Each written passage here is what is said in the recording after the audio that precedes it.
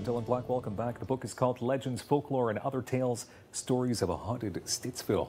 Didn't know Stittsville is haunted. Apparently it is. We have one of the authors with us right now. Allan McCarville joins us. Hello, Allan. Hello, thank you for having me. It's a pleasure. Now, you're going to tell some spooky stories, perhaps. You've written some other books. We'll get to that. What is this book all about? I didn't know that Stittsville is haunted. This book here is actually started back in Halloween. My co-author was running a haunted walk in Stittsville, and they were looking for stories to tell during the walk. And so I did the research and put them together, and so it has 10 stories, and they're all, well, I think they're fiction, but there are those who would say otherwise. Ooh, okay, fiction meaning not true. Exactly. Yeah. And we have changed the names, of course, to protect the identity of people who are still living there. Protect the innocent. I get that, right? Okay. Now, you're also with the Stittsville Creative Writing Group. Now, can you tell us perhaps one of the stories that might jump out? Yeah, well, like I say, there's 10 stories in there, but maybe a quick one. Where Stittsville is now, that was not the original location. The original Stittsville was destroyed in the Great Fire of August 1870.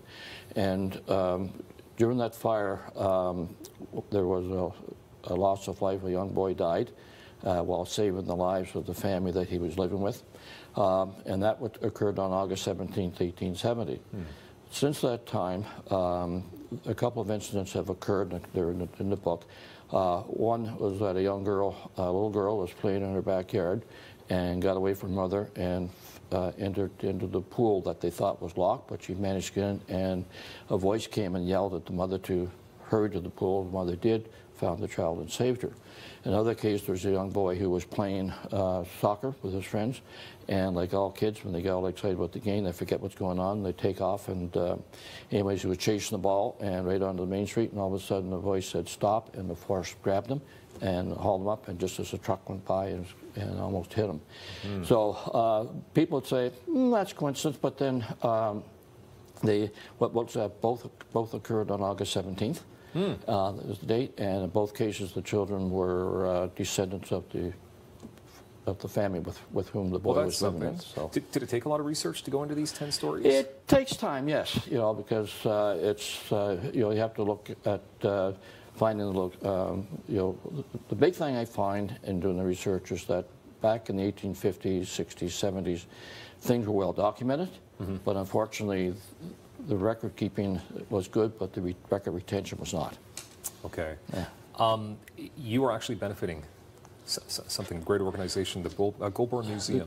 That's right. The proceeds from the sale of the book will be going to the Goulburn Museum. Okay, so why that museum? Why would you decide to do that? Well, I think it's important that we don't forget our history, and local museums have linked the present with the past in that local in the local area, and and I've always felt that if you forget your roots, forget the past, history has a tendency to repeat itself, and that's not always a good thing.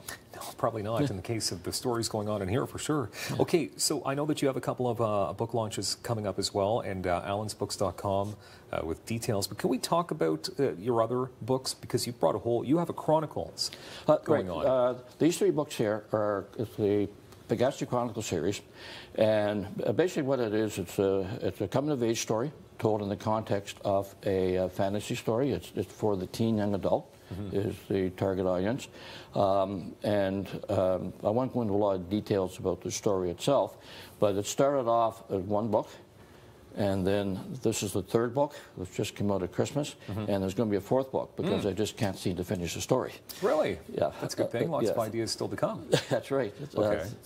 And then I also have expanded into doing a crime novel. Again, I just enjoy writing, and so I also written a crime novel. And there's also several other books that are only available on Kindle. Okay. So more to come with the Pegasi Chronicles, but you're also working on a research project as well? I am.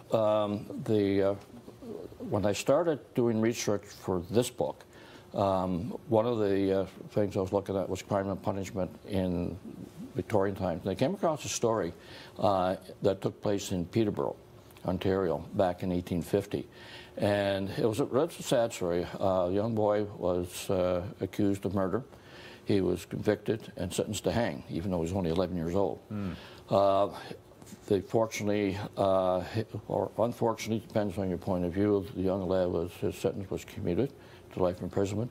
He ended up in Kingston Penitentiary, and at that time, you know, they didn't segregate but by age. If you were, you know, didn't matter if you were committed the crime, you paid the time, did the time. Okay. But he passed away, unfortunately. He was 13 and passed away in Kingston. And you're working on a new book. And I got to wrap you up, though. Okay. But allansbooks.com for more details. Allan McCarville, thank you very much. Thank you for having me. Good work. Yeah. More daytime coming up on Rogers TV.